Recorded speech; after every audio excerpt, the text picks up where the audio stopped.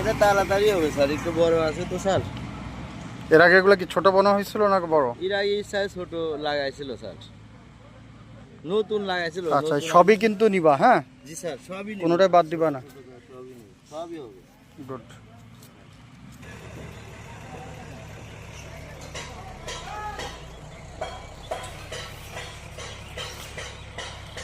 আসসালামু আলাইকুম। 7 নভেম্বর 40 শতক জমিতে কচু বোনা হচ্ছে।